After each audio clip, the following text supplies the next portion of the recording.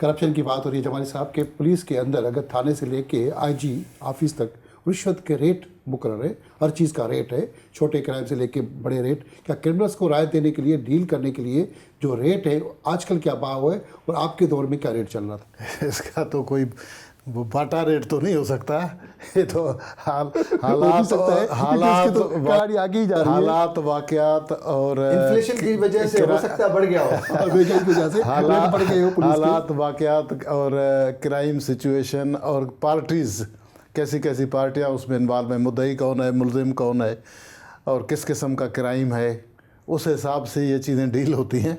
तो इसमें तो कुछ ऐसा कहा नहीं जा सकता, लेकिन असल जो बात है हम जिस पे फोकस करना हमें चाहिए वो है कि हम इसको बेहतर कैसे कर सकते हैं।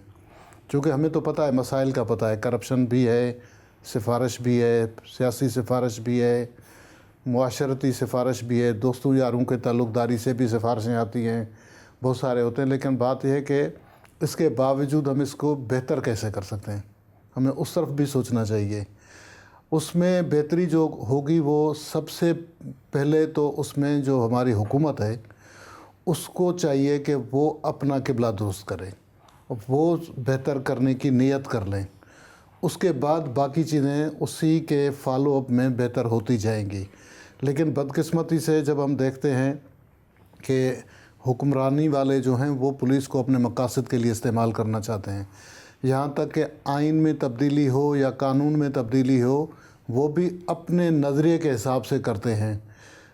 थेबो साहब ने जैसे बताया कि 2002 का जो हमारा पुलिस एक्ट आया था वो बड़ी मेहनत के बाद और बड़ी जो है कमेटियों के सिफारिशों को मद्देनज़र रख के उसके बाद बनाया गया था, लेकिन उस पर अमल 1 साल भी नहीं हुआ इम्प्लीमेंटेशन के बाद।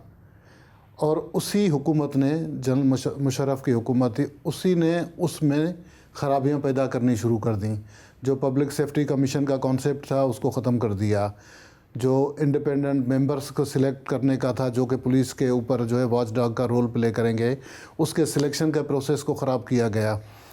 पहले तो सिलेक्शन जो था वो हाई कोर्ट के जजेस ने और चीफ जस्टिस ने मिलके करना था, उसको बदल के उन्होंने कह दिया कि जी पब्लिक से बात कर रहे हैं 2002 की एक्ट की। तो उस वक्त एक और भी बिगाड़ आया पुलिस के अंदर।